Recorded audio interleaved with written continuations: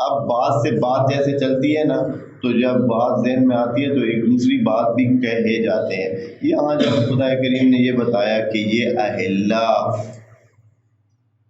آپ کو بتاتے ہیں حج کا ٹائم بھی، ویسے عام روٹین کے ٹائم سارے ہی بتاتے ہیں، ان سے آپ ٹائم کا اندازہ لگا سکتے ہیں، یعنی مواقیت للناس، جو موقع ہیں، جو وقت ہیں تمام لوگوں کے لیے، بغیر کسی، چاہے وہ کسی عبادی کام کے لیے ہوں یا غیر عبادی کے لیے۔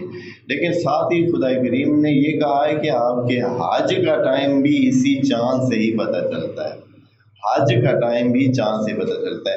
یہ حج کی اہمیت دینے کی بات خدا کریم نے اس میں کی ہے کہ حج بہت مہم چیز ہے اور ایک عبادی امور میں سے ہے، لیکن اس کا ٹائم بھی آپ کو ہلال سے ہی پتہ چلتا ہے، کیونکہ وہ مہینوں سے، خاص مہینوں سے، خدا کریم نے قرآن میں دوسری جگہ کہا ہے کہ حج فی اشہر معلومات، خاص قسم کے مہینوں میں ہی ہونا ہے، اور ان اشہر کا پتہ کیسے چلانا ہے؟ وہ اسی ہلال سے، اسی ہی جو چاند کے سامنے آنے سے ہی پتہ چلنا ہے، وہ مہینے حج والا اور ذکات والا اور جو ہے۔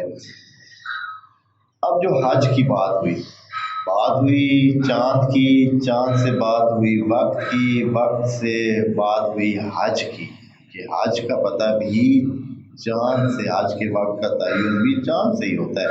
اب جو حج کی بات ہوئی ہے تو ایک بہت مہم بات جو کہ کافی عرصے سے وہاں چل رہی تھی اور ایک ناقابل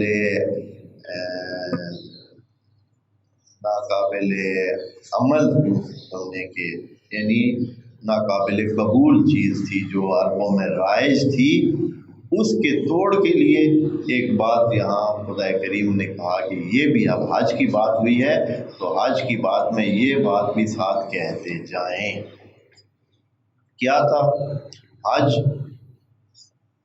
کا عمل؟ آپ کو پتہ ہے کہ یہ جناب ابراہیم علیہ السلام کے زمانے سے شروع ہوا۔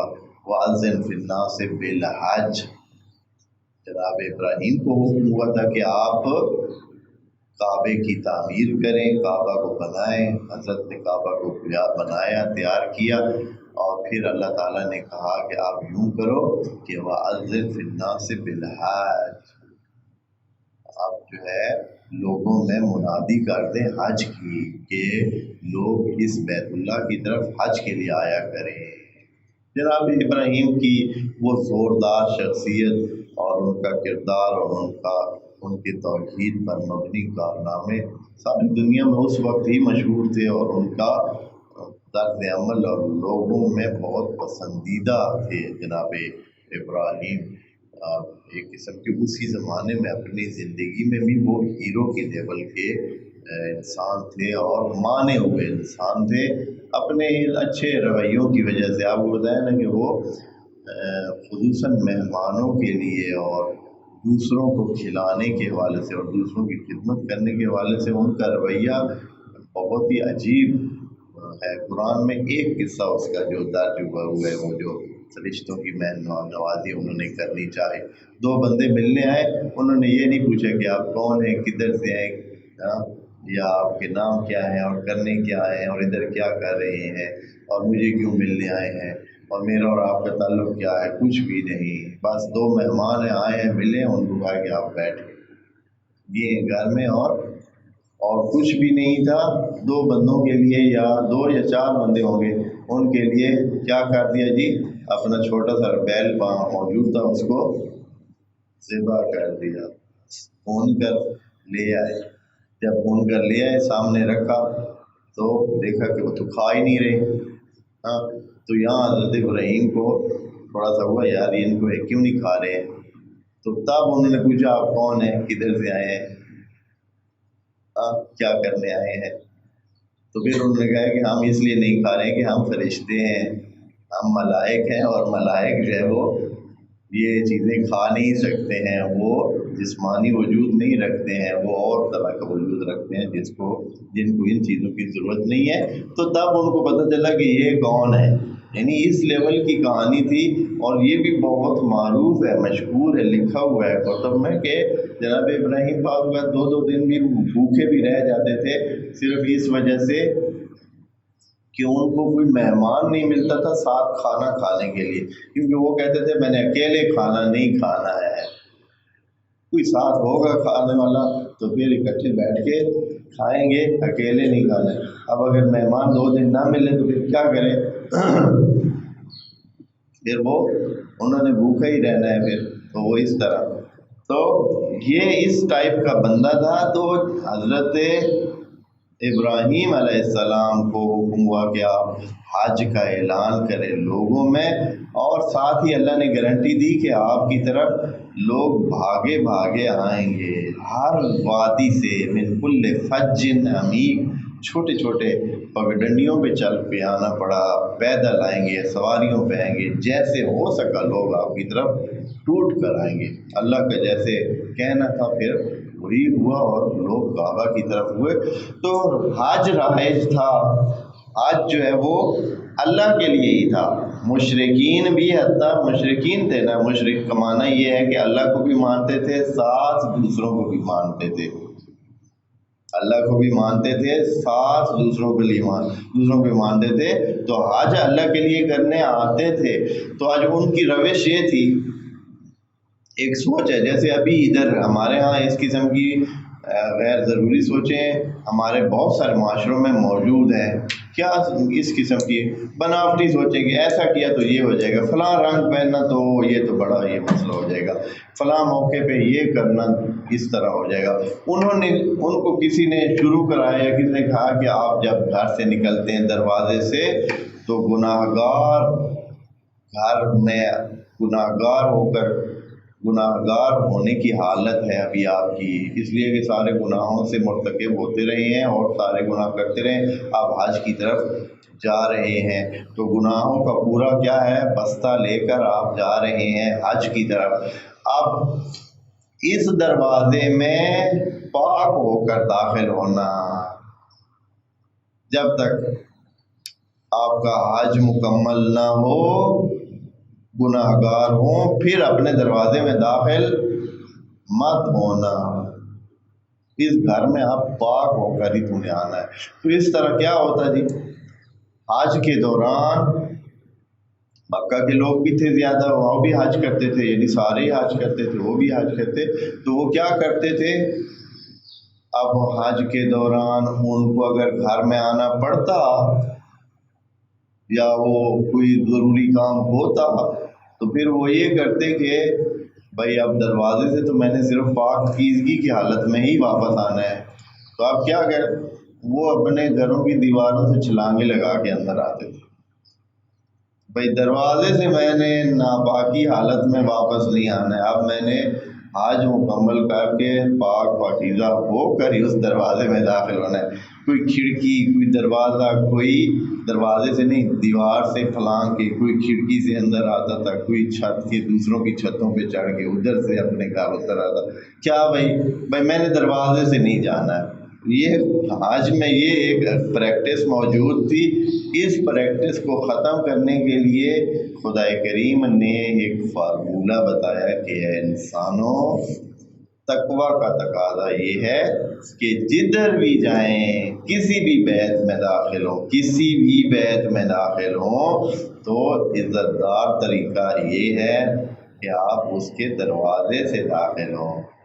تقویٰ کا اس سے تعلق نہیں ہے کہ آپ کہیں مثلا اگر دیوار سے پھلانگ کے گئے تو پھر آپ جو ہے وہ پاکیزہ ہو جائیں گے یا آپ کو کوئی نہیں ہوگا.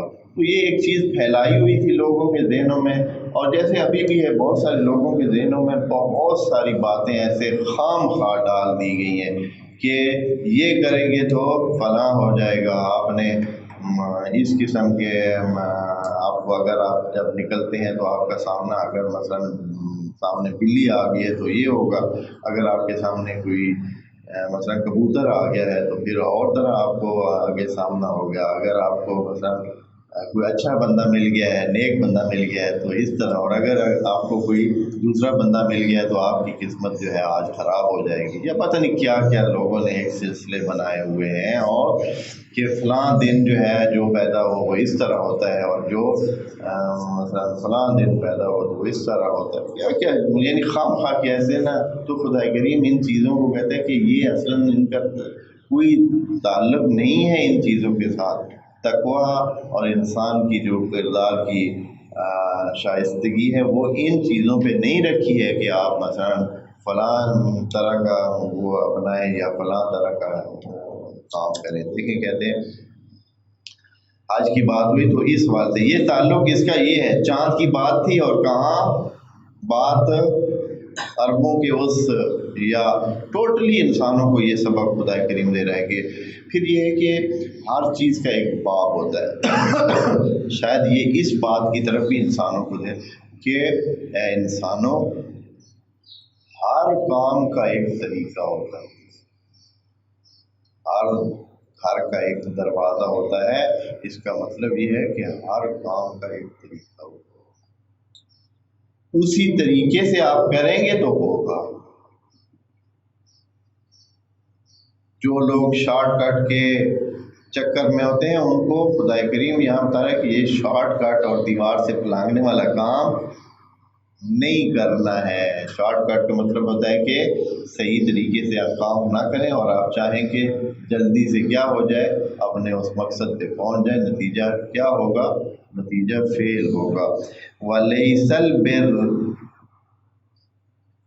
الْبِرُّ بِأَن تَأْتُوا الْبُيُوتَ، یہ کوئی اچھائی نہیں ہے کہ آپ آئیں بیوت میں، من ظہورہا، ان کے ظہور سے، یعنی پچھواڑے سے، سائڈ سے، دیواروں سے، اوپر والے یعنی حصے سے، چھت والے حصے سے، اس طرح آپ داخل ہوں. یہ کوئی اس میں اچھائی نہیں ہے. تو اے اللہ اچھائی کس میں ہے؟ اچھائی کا معیار کیا ہے؟ تو اللہ فرماتا ہے کہ اچھائی کا معیار یہ ہے کہ بِأَن تَأْتُوا الْبُيُوتَ مِن ظُهُورِهَا وَلَٰكِنَّ الْبِرَّ مَنِ اتَّقَىٰ.